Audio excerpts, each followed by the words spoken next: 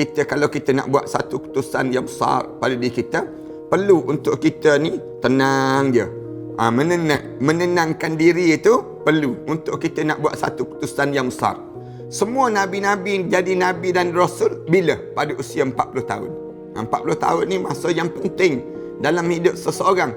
Sebab tu Allah Subhanahu Wa Taala sebut hatta balagha arba'ina sanah. Sehingga sampai pada usia 40 tahun pada seorang. 40 tahun ni kita sedang memilih jalan. Sama ada kita nak pilih jalan ke syurga ataupun nak pilih jalan dihumban ke dalam neraka Allah Subhanahu Wa Taala. Tuan-tuan, bila tuan-tuan bawa kerja-kerja warasatul anbiya, para hadirin sekalian akan berhadapan dengan kebencian manusia. Para hadirin sekalian, jangan ingat kita ni disukai sepanjang masa, jangan. Wahai Muhammad, kamu Rasulullah yang sebenar. Bila sebut begitu, tenang Rasulullah. Kemudian baginda pun pulang. Namun apabila masih berpanjangan tempoh terhentinya wahyu itu, baginda melakukan lagi seperti yang dilakukan sebelum daripada ini.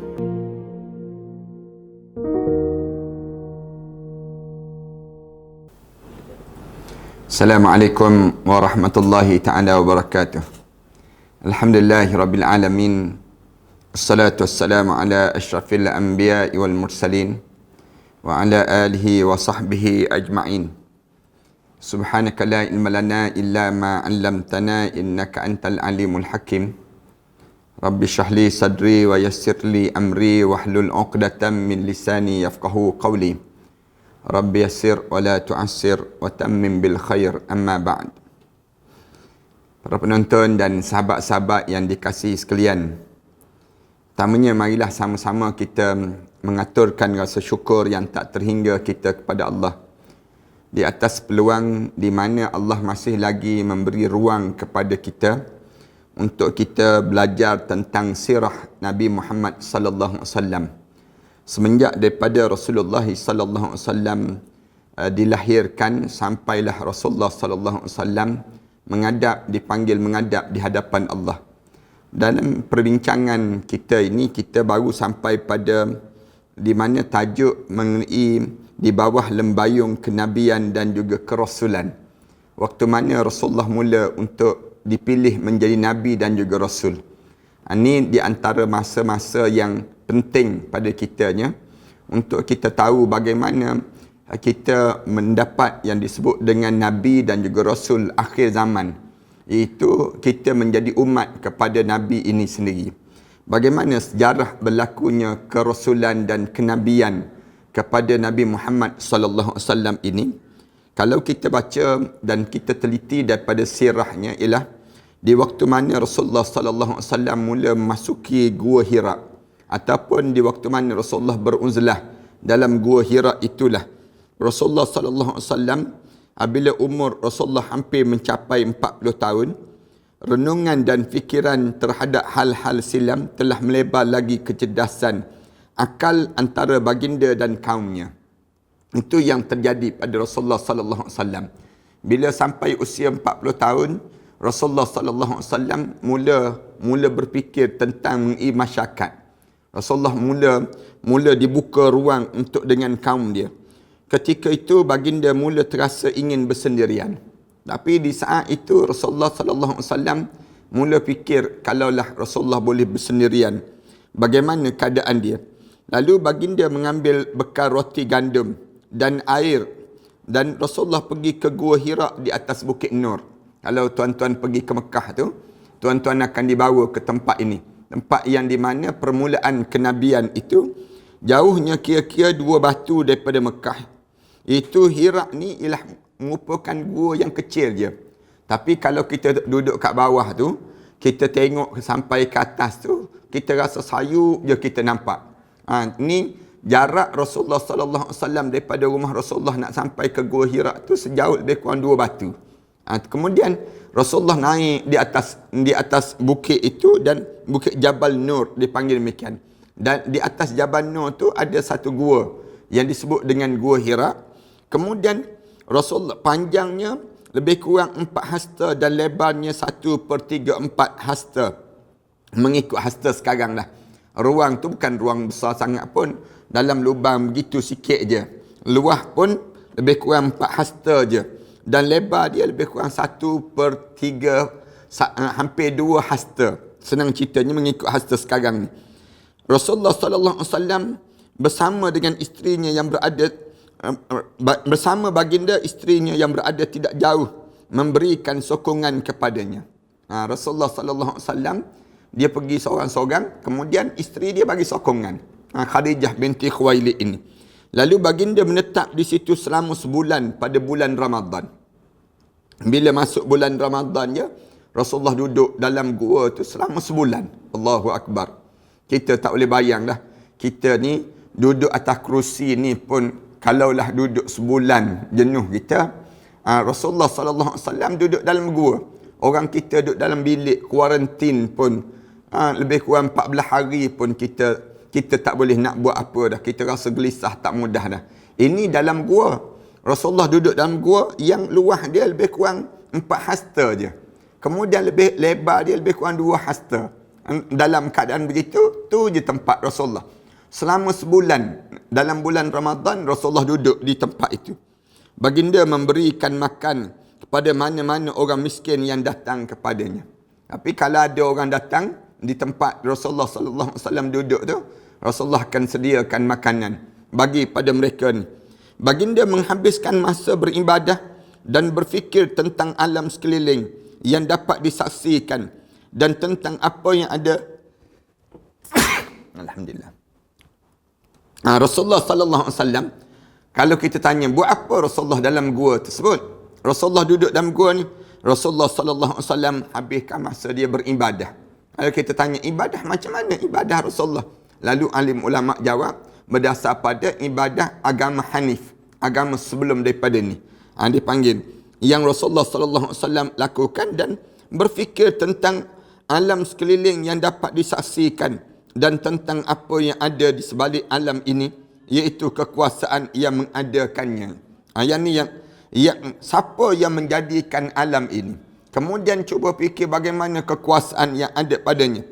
Baginda merasa tidak yakin terhadap pegangan kaumnya yang berupa keyakinan-keyakinan ataupun akidah-akidah syirik serta gambaran yang teraba-raba di kalangan orang kafir di waktu tersebut. Pergi sembah berhala, letak nama Lata, letak nama Uzza, letak nama masing-masing, letak nama begitu. Sembahan yang teraba-raba, tak tahu daripada sumber mana yang mereka sembah tadi. Sayangnya baginda tidak mempunyai jalan yang jelas serta cara tertentu dan hala tuju yang dapat menimbulkan ketenangan dan kepuasan. Itu yang berlaku. Rasulullah sallallahu alaihi wasallam sendirinya dia tak mampu untuk nak hujahkan, nak bagi tahu di waktu itu daripada sumber mana, bagaimana keadaan yang bagaimana tu. Rasulullah sallallahu alaihi wasallam tak mampu untuk nak cerita pada mereka tersebut. Sebenarnya pemilihan baginda untuk mengasingkan diri di gua ini adalah salah satu cara perencanaan Allah. Alim ulama kata bagaimana Allah Subhanahu wa taala dia nak jadikan nabi ni rasul. Rasul Nabi Muhammad ini nabi dan juga rasul. Allah gerakkan dalam jiwa Rasulullah tu semenjak daripada saat itu untuk beruzlah terlebih dahulu. Pergi duduk menyendiri dalam gua tersebut. Kemudian kepadanya sebagai persiapan bagi menghadapi satu urusan yang sangat besar. Itu satu cara lah. Maknanya kita jangan pula lepas pada ni kita pula pergi cari jalan untuk duduk dalam gua juga. Konon-kononnya menunggu untuk menjadi Nabi dan juga Rasul. Tak. Habis dah masanya. Tapi masa Rasulullah sallallahu alaihi wasallam tu berlaku di saat itu Allah nak jadikan Rasulullah sallallahu alaihi wasallam ni sebagai satu qudwah. Dia panggil demikian. Di saat ini. Mana-mana jiwa pun yang hendak berperanan mempengaruhi realiti kehidupan manusia dan menukarkannya ke arah yang lain, mestilah berkhulwah, bersendirian. Terlebih dahulu pada setengah waktu serta memutuskan diri daripada segala hiruk pikuk dunia dan kesibukan hidup ini. Itu satu cara lah. Kalau kita nak buat satu keputusan yang besar pada diri kita, perlu untuk kita ni tenang je. Menenangkan diri itu perlu untuk kita nak buat satu keputusan yang besar. Keputusan nak kahwin, keputusan nak bercerai, keputusan nak bina, nak dapat menantu, keputusan keputusan kita nak bermasyarakat, keputusan kita nak duduk dalam jemaah, keputusan kita nak keluar daripada jemaah, nak lompat parti misal contohnya.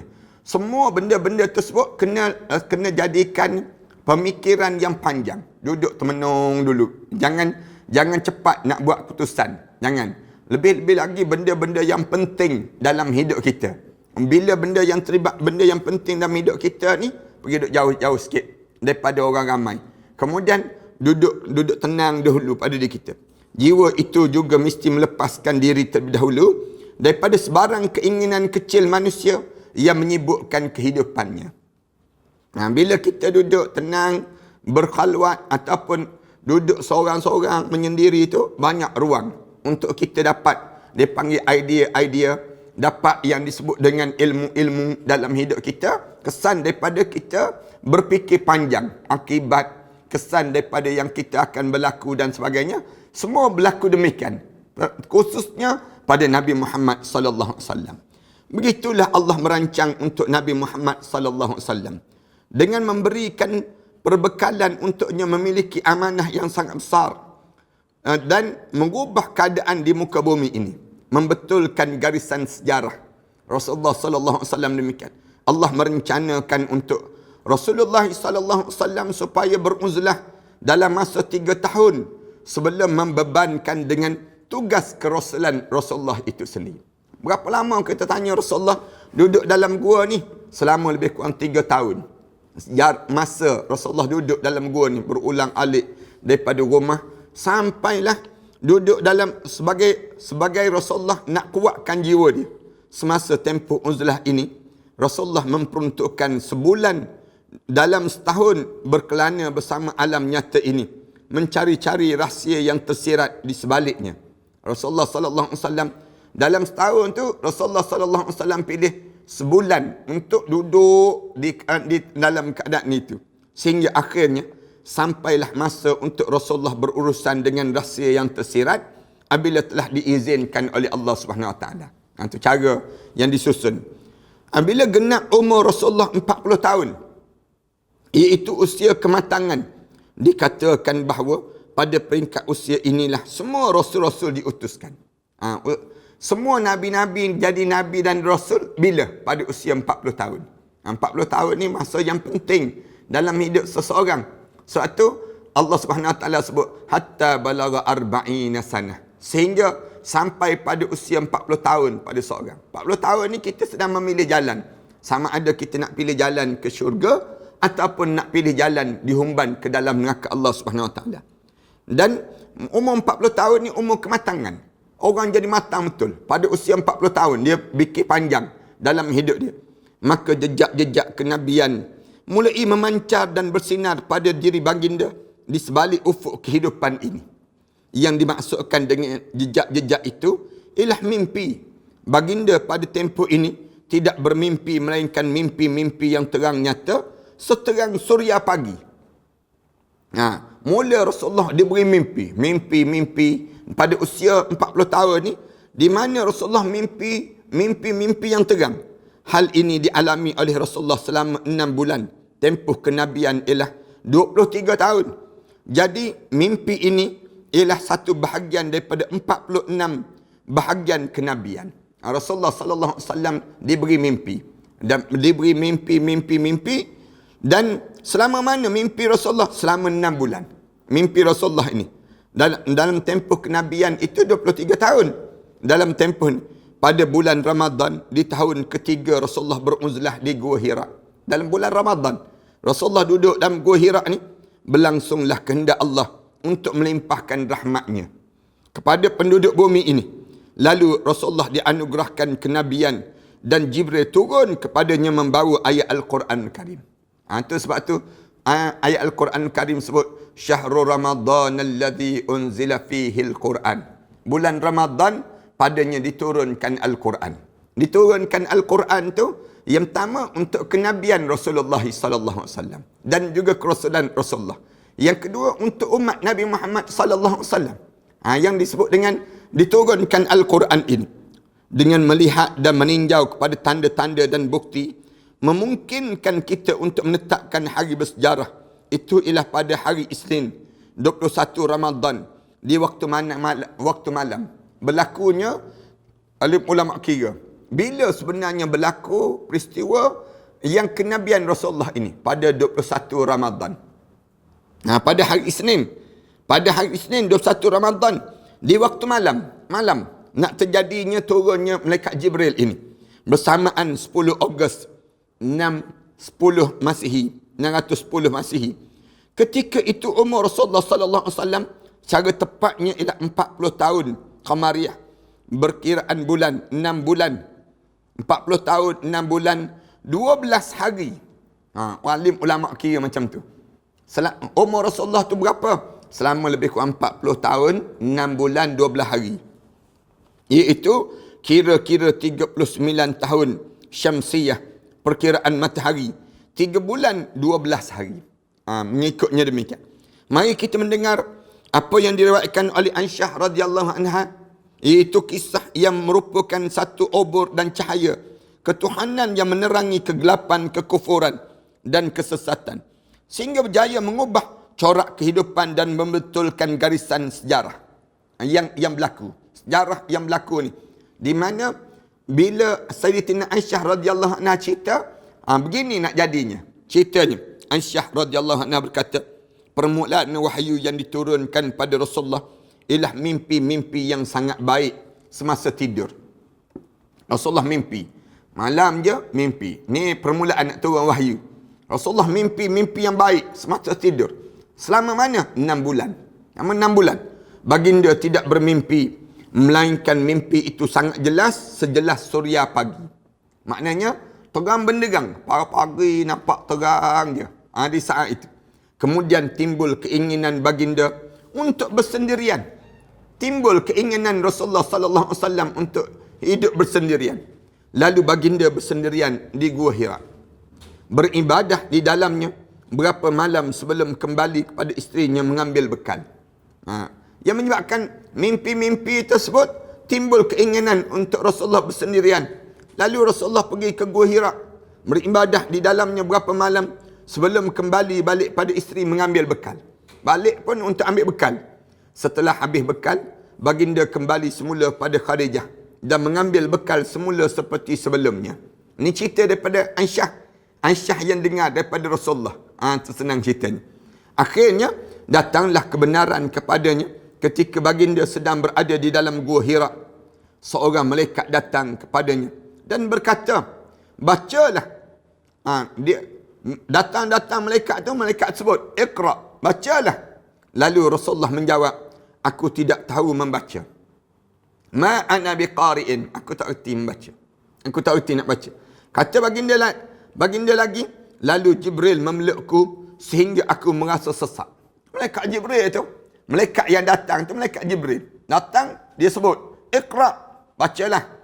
Rasulullah kata, nak baca apa? Aku tak erti nak baca. Lalu datang kali yang kedua tu peluk Rasulullah. Sesak dada Rasulullah. Lalu dia sebut lagi.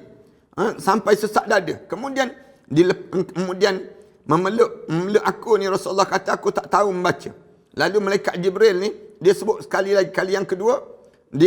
Kemudian dilepaskan aku sambil berkata, bacalah. Aku menjawab, aku tidak tahu membaca. Rasulullah jawab, aku tak erti nak membaca pun tak erti. Rasulullah sebut demikian. Lalu dia peluk dia, aku kali yang ketiga. Kemudian dilepaskan. Dia peluk aku kali yang ketiga tu. Lepas pada peluk aku kali yang ketiga tu, lepas tu baru dia lepaskan balik. Bila dia lepaskan balik ni, lalu seraya dia berkata, bacalah wahai Muhammad dengan nama Tuhan kami. Iqra bismi rabbikal ladzi khalaq. Khalaqal insana min alaq. Iqra wa rabbukal akram. Alladzi allamahul qalam. Allamal insana ma lam ya'lam. Disebut demikian. Bacalah wahai Muhammad dia yang menciptakan. Bacalah wahai Muhammad dengan nama Tuhan kamu yang menciptakan sekalian makhluk. Ia menciptakan manusia daripada sebuku darah beku. Bacalah, dan Tuhanmu yang maha pemurah. Masuk Quran daripada surah Al-Alaq ayat 1 hingga 3. Dia baca 1 hingga 3 je. Iqra bismi rabbikal ladzi khalaq. khalaqal insana min 'alaq. Lalu Rasulullah sallallahu alaihi wasallam bila kena peluk sampai 3 kali tu, Rasulullah pulang dengan perasaan yang gemetar. Berdebar Rasulullah. Balik gemetar sehingga apabila sampai kepada Khadijah, balik tu dalam keadaan takut tersebut, ialah tak pernah terjadi satu peristiwa. Bukan Rasulullah lah. Kalau kita pun duduk dalam gua macam tu seorang-seorang, tiba-tiba datang lembaga yang besar begitu, datang sebut, bacalah, tentulah dalam keadaan yang ketakutan. Rasulullah sallallahu alaihi wasallam balik sampai berjumpa Khadijah. Rasulullah sebut, zammiluni, selimutilah aku. Lalu baginda diselimuti sehingga hilang keresahannya. Khadijah pula, bila Rasulullah sallallahu alaihi wasallam balik bagi tahu, simak aku. Khadijah ambil kain selimut, dia selimut Rasulullah sallallahu alaihi wasallam. Sampailah berdebar tersebut, resah tadi hilang daripada dada Rasulullah sallallahu alaihi wasallam. Ni, siapa-siapa yang jadi isteri, jadilah isteri bagaikan Khadijah. Saya nak sebut demikian. Khadijah kan, suami dia balik begitu tu, bila sebut saja, simuklah, dia pun simuk terus. Tak adalah tanya banyak. Lepas simuk tu tenang dah. Sampai suami tenang, baru nak tanya. Baginda berkata kepada Khadijah, apa yang terjadi padaku? Rasulullah sallallahu alaihi wasallam mula tanya Khadijah, benda apa ni Khadijah? Benda apa ni? Tanya isteri dia. Walaupun isteri ni lebih berusia daripada dia. Tanya. Bila tanya tersebut, lalu dalam keadaan demikian, disebut saja begitu, lalu dalam keadaan sebegini, dia gambarkan dalam hidup dia ni, terjadi pada aku. Lalu diceritakan peristiwa itu pada Khadijah. Tengok. Rasulullah pun cerita benda yang terjadi. Aku bimbang sesuatu yang tidak baik berlaku kepadaku. Disebut terus. Lalu katanya Rasulullah, aku takut ada benda yang tak baik yang sedang berlaku pada aku. Lantas Khadijah menyahut, tidak sekali-kali. Bukan demikian, demi Allah, dia sekali-kali tidak akan mempersia-siakan kamu. Khadijah ni menguatkan jiwa Rasulullah. Bila Rasulullah gambarkan dia ni macam ada benda yang mengganggu Rasulullah, lalu Khadijah kata tak. Mana mungkin Allah akan mensia-siakan kerja kamu, kerana kamu seorang yang suka menghubungkan tali persaudaraan. Mana mungkin Allah akan sia-siakan kamu, kerana kamu ya Rasulullah, kamu suami aku, kamu orang yang suka menghubungkan tali persaudaraan. Kamu bukan suka nak berkelahi dengan orang, menanggung bebanan orang yang susah. Kamu ni, kalau ada orang susah je, kamu yang tanggung. Kamu yang nak tolong. Menolong orang yang fakir. Kamu, sifat kamu, wahai suami aku, memuliakan tetamu. Dan kamu selalu membantu sebagai perkara kebenaran. Kalau benda yang nak selesai masalah, kamulah yang menolong. Kemudian nak sebutnya demikian. Digambarkan oleh Khadijah pada Rasulullah. Tak mungkin Allah sia-siakan kamu. Orang yang sebaik kamu ni, Allah tak akan buat khianat pada kamu. Bila sebut saja begitu, nak sebutnya gambaran bagaimana nak melapangkan dada seorang suami. Ini kena faham demikian. Orang perempuan, suami kalian pulang dalam keadaan kepenatan dan sebagainya, jangan menambahkan beban suami. Tetapi ringankan beban tekanan pemikiran suami. Suami kadang-kadang bila dia balik daripada kerja, tentulah dia penat. Banyak urusan yang dilakukan di luar. Tapi bila kalian balik, suami balik, kalian beban pula. Beban dengan macam mana? Isteri ni beban dengan tekanan masalah sebut pada suami. Abang memang macam tu, disebut. Memang layak pun kena ganggu. Padan muka, disebut demikian. Tu kadang-kadang dia sebut pula pada suami dia, siapa yang suruh pergi duduk dalam gua tu, siapa suruh? Elok-elok orang duduk di kawasan yang tak ada, di kawasan orang ramai, kita pergi duduk dalam gua. Tu yang kena ganggu macam tu. Yang menyebabkan down perasaan. Tapi Khadijah tak. Khadijah dia sebut terus kebaikan suami dia. Dia sebut, mana mungkin Allah nak sia-siakan abang. Abang ni orang yang jaga hubungan silaturahim, yang menyambung persaudaraan, orang yang begini. Tentulah dia akan sebut. Kemudian Khadijah tak berhenti begitu. Khadijah membawa dia pergi berjumpa dengan saudara dia Waraqah bin Naufal bin Asad bin Abdul Uzza. Itu bapa saudara Khadijah sendiri. Rasulullah sallallahu alaihi wasallam dibawa. Mari kita berjumpa dengan bapa saudara saya. Pergi berjumpa dengan Waraqah bin Naufal bin Asad bin Abdul Uzza. Beliau ialah seorang yang menganut agama Kristian semasa jahiliah. Zaman Kristian di waktu mana belum datang Islam ini. Menulis kitab dalam bahasa Ibrani. Penulis kitab dalam bahasa Ibrani. Banyak kandungan kitab Injil yang ditulisnya sebanyak yang dikehendaki Allah. Dan beliau ialah seorang yang lebih tua dan buta pula matanya. Dahlah tua, buta mata pula. Lalu Khadijah berkata kepadanya, hai bapa saudaraku, dengarkan apa yang anak saudara kamu akan ceritakan. Bapa saudaraku, cuba kamu dengar apa yang anak saudara kamu nak cerita pada kamu. Anak saudara ni, Rasulullah ini. Waraqah berkata kepada Rasulullah, hai anak saudaraku, apa yang kamu lihat? Kamu nampak apa dia? Rasulullah pun memberitahu apa yang dilihatnya kepada Waraqah. Dia cerita, ya Rasulullah nampak bagaimana pada Waraqah. Kemudian Waraqah berkata, itulah namus yang diturunkan oleh Allah kepada Nabi Musa. Disebut demikian. Itu namus. Namus ni malaikat Jibril lah. Tapi dalam bahasa Ibrani, digunakan dengan nama namus. Dipanggil demikian. Alangkah baiknya kalau aku masih muda. Katanya Waraqah, dia kata, Allah untungnya kalau aku masih muda. Alangkah baiknya aku masih hidup ketika kaum kamu mengusir kamu. Dia sebut terus, Allah untungnya aku kalau aku boleh hidup lagi di waktu mana kaum kamu suatu hari nanti akan halau kamu daripada kampung halaman kamu. Kerana kamu ni Nabi. Lalu Rasulullah bertanya, apakah mereka akan mengusirku? Ada juga kau orang nak buat jahat pada aku buat baik. Tiba-tiba orang nak buat jahat pada aku. Jawab Waraqah, betul. Tidak seorang lelaki yang membawa seperti yang kamu bawa, melainkan ia akan dimusuhi.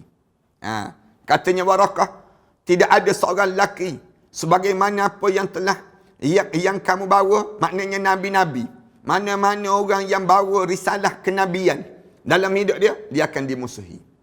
Tuan-tuan, bila tuan-tuan bawa kerja-kerja warasatul anbiya, para hadirin sekalian akan berhadapan dengan kebencian manusia. Para hadirin sekalian, jangan ingat kita ni disukai sepanjang masa, jangan.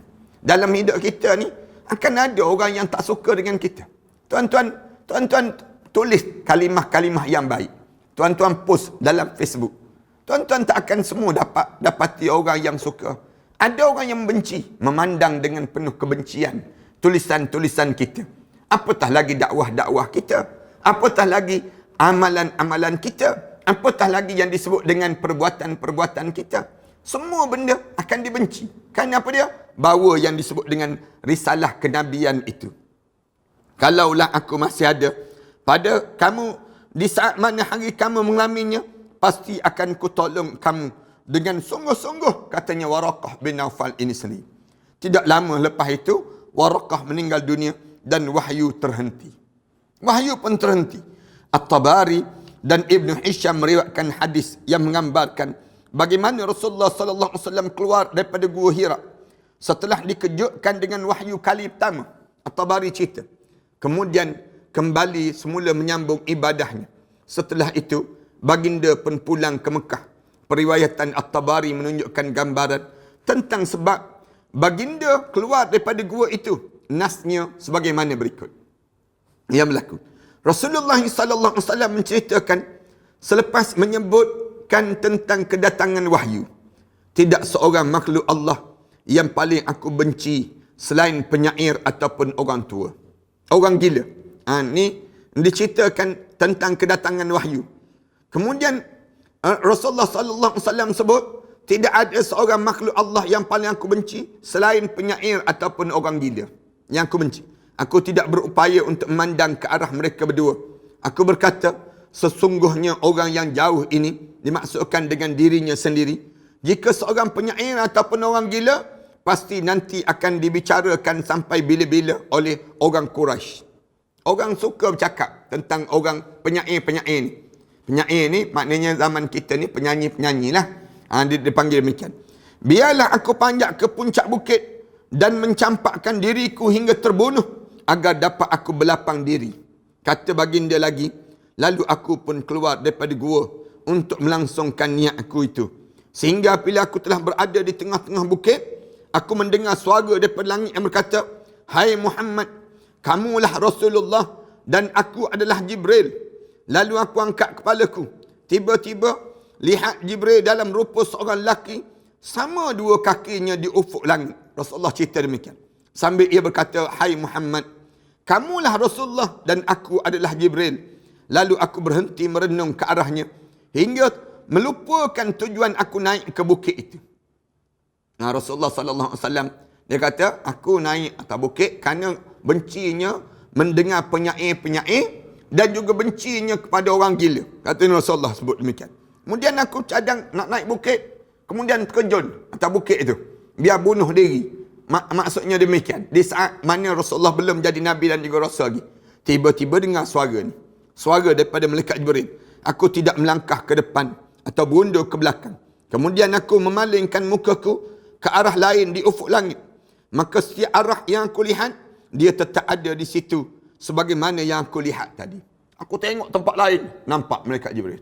Paling tempat lain, nampak malaikat Jibril. Aku terus saja terdiam kaku. Tidak berganjak ke hadapan dan berundur ke belakang. Hinggalah Khadijah menghantar orang untuk mencariku. Duduk tu tegak tu. Sehingga Khadijah bila dia tengok suami dia tak balik ni, hantar orang pergi cari. Puas mereka mencariku, tidak jumpa. Hingga mereka pun pulang semula ke Mekah. Dan aku masih lagi tercegat di tempatku. Kemudian Jibril beredar daripadaku. Dan aku pun beredar pulang kepada isteriku. Apabila aku sampai pada Khadijah, aku pun duduk bersandar di pehanya. Rasulullah sallallahu alaihi wasallam sandar di peha dia. Sandar di peha Khadijah. Khadijah tu diangkat telapak kaki begitu, Rasulullah sandar di peha Khadijah di belakang begitu. Kemudian sambil mendekat kepadanya, Khadijah berkata, "Wahai Abul Qasim," gelaran pada Rasulullah sallallahu alaihi wasallam. Kita tahu kan, anak Rasulullah nama Qasim yang lahir sebut lelaki ini, lalu digelar pada Rasulullah, "Wahai Abul Qasim, ke mana kamu? Demi Allah, aku telah menghantar orang untuk mencari kamu, sehinggalah mereka sampai ke Mekah dan pulang ke rumah mereka. Cari kamu tak berjumpa." Kemudian aku pun menceritakan pada Khadijah apa yang aku lihat. Khadijah berkata, "Terimalah berita gembira, hai anak bapa saudaraku, dan tetapkan diri kamu demi diri Khadijah yang berada dalam kekuasaannya. Sesungguhnya aku mengharapkan kamu akan menjadi Nabi kepada umat ini." Khadijah sebut demikian. Kemudian Khadijah bangun dan pergi menemui Waraqah untuk memberitahu apa yang terjadi. Waraqah berkata, "Quddus, Quddus, demi diri Waraqah yang berada dalam kekuasaannya. Sesungguhnya dia telah didatangi oleh namus yang agung. Namus agung yang pernah datang pada Nabi Musa." Waraqah sebut demikian. Sesungguhnya dialah Nabi kepada umat ini. Kabarkan kepadanya. Tabahlah. Khadijah pun pulang dan memberitahu baginda kata-kata Waraqah tadi.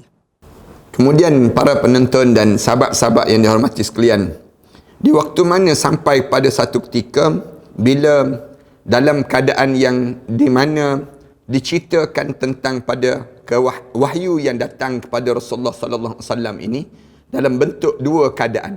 Yang kuatnya ialah cerita datang daripada Gua Hira lah, dibandingkan dengan cerita yang Rasulullah sallallahu alaihi wasallam diri di atas bukit tadi.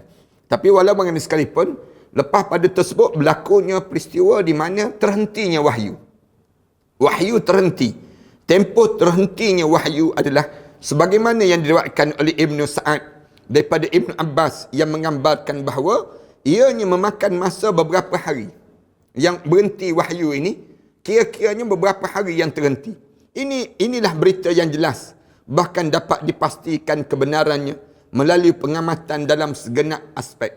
Maknanya tidak kata wahyu itu turun berterusan, tidak. Tapi berhenti dalam beberapa waktu. Ada pun tempoh yang sering disebut-sebut bahawa ianya makan masa selama 3 tahun atau 2 tahun setengah. Tidak sahih sama sekali. Namun di sini bukan tempatnya untuk dibincangkan tentang hal tersebut. Ada yang kata terhenti wahyu ni sampai 2 tahun.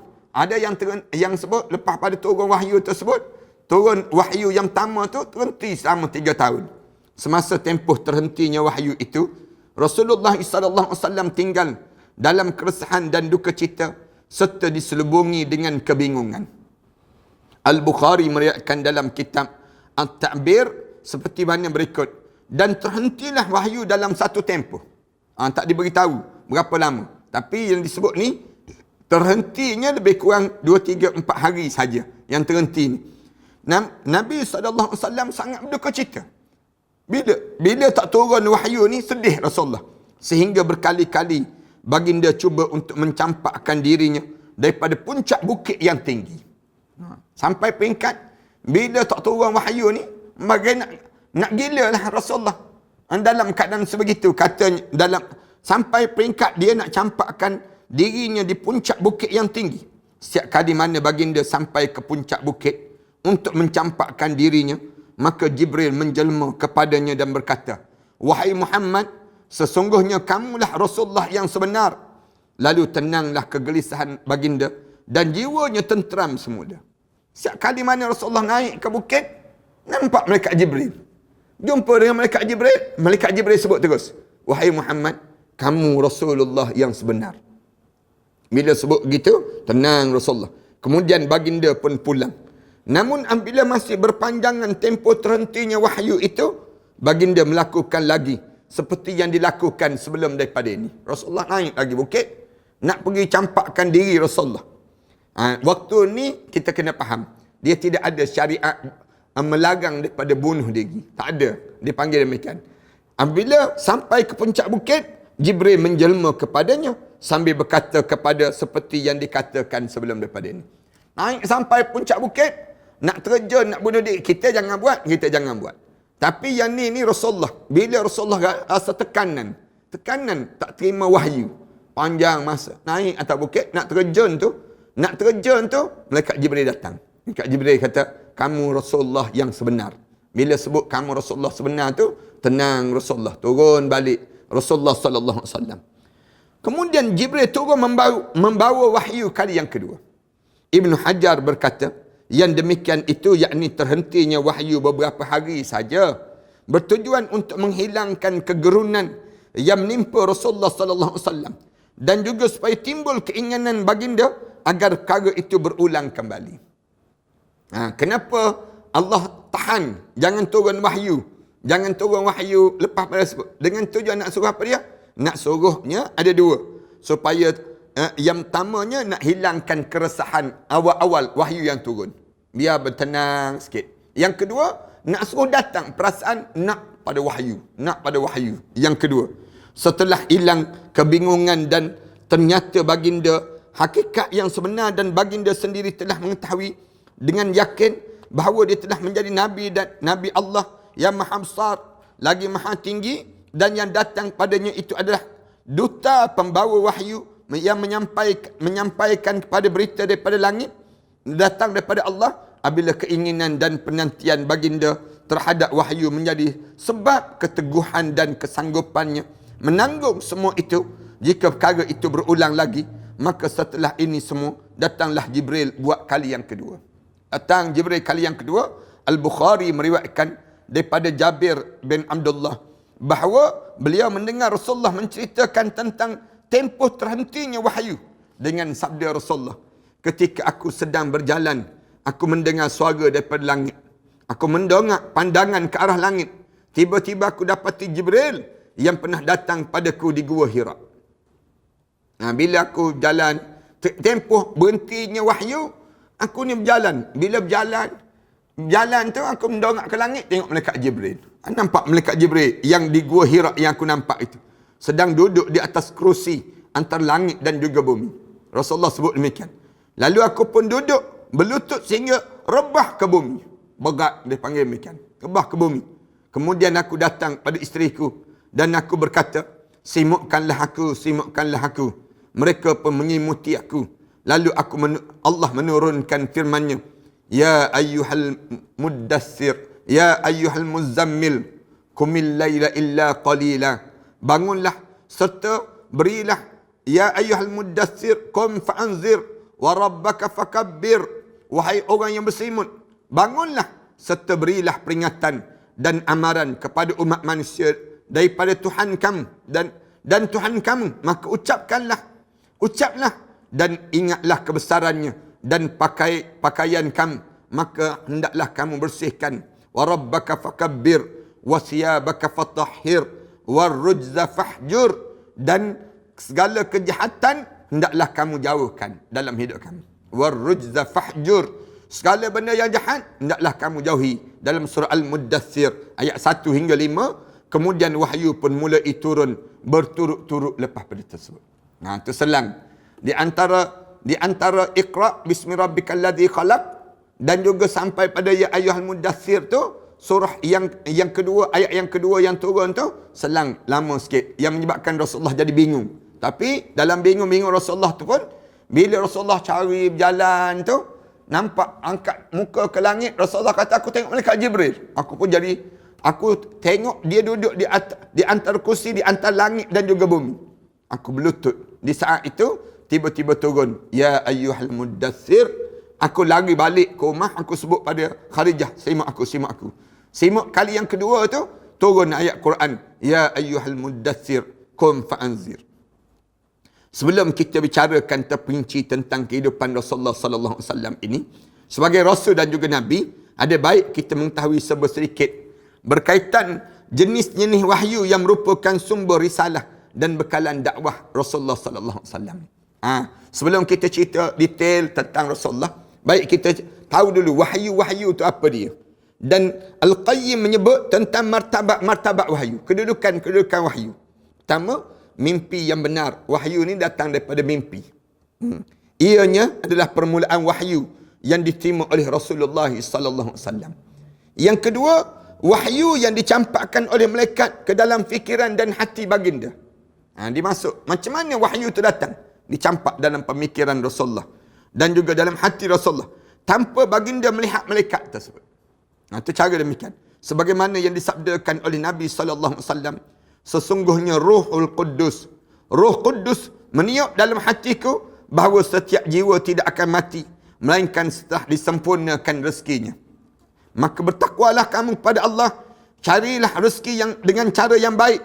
Janganlah disebabkan kelewatan rezeki kamu sanggup mencarinya dengan cara menderhakai Allah. Sesungguhnya apa yang ada di sisi Allah tidak dapat dicapai melainkan dengan ketaatan. Yang ketiga, wahyu ni malaikat menjelma pada Rasulullah sallallahu alaihi wasallam dalam merupa seorang lelaki, lalu berbicara dengannya hingga baginda benar-benar faham apa yang diperkatakan.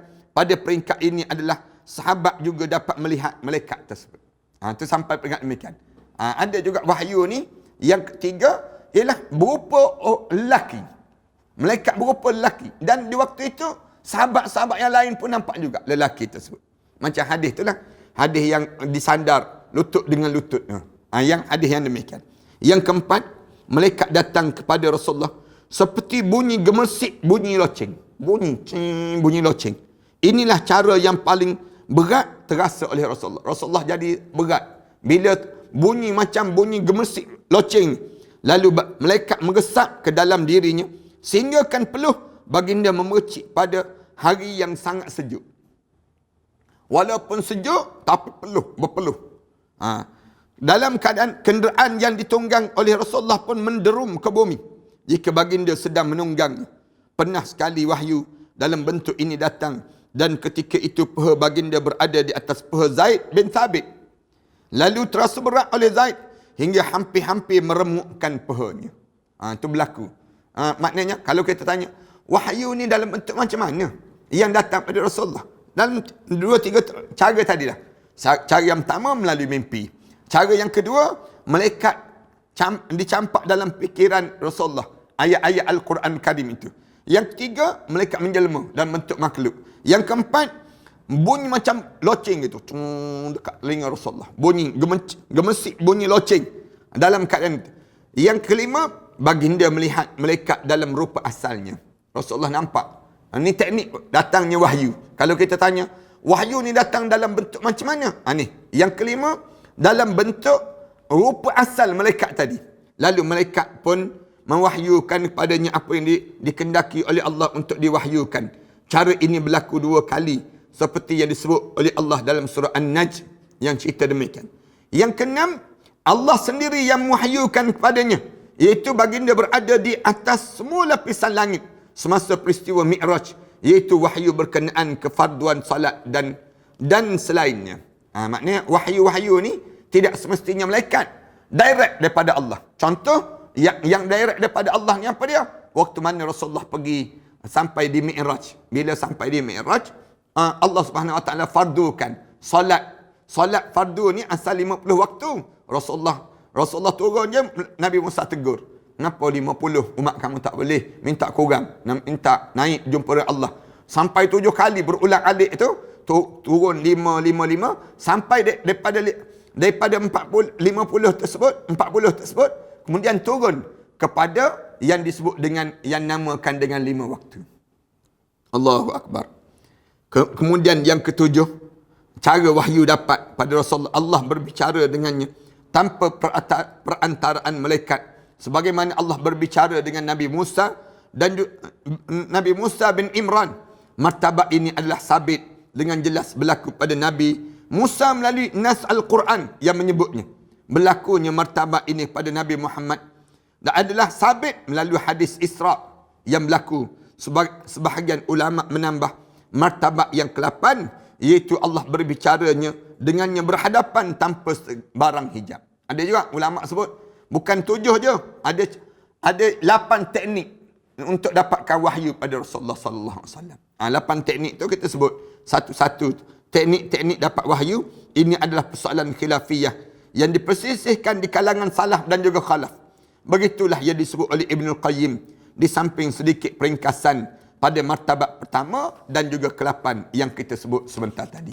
Mudah-mudahan Allah Subhanahu Wa Taala sampaikan pahala ganjaran kita belajar tentang sirah Rasulullah sallallahu alaihi wasallam ini kepada kita untuk melahirkan rasa kasih dan sayang kita kepada apa yang dibawa oleh Rasulullah sallallahu alaihi wasallam ini, dan keimanan kita semakin teguh dalam mentaati perintah Allah Subhanahu Wa Taala. Terima kasih di atas kesempatan yang baik. Mudah-mudahan Allah panjangkan lagi umur kita dan Allah masukkan kita di kalangan hamba-hamba Allah yang saleh. InsyaAllah kita akan sambung bagaimana perintah dakwah dia dijalankan Allah dan juga intipati dakwah yang berlaku dalam dakwah-dakwah Rasulullah sallallahu alaihi wasallam, insya-Allah.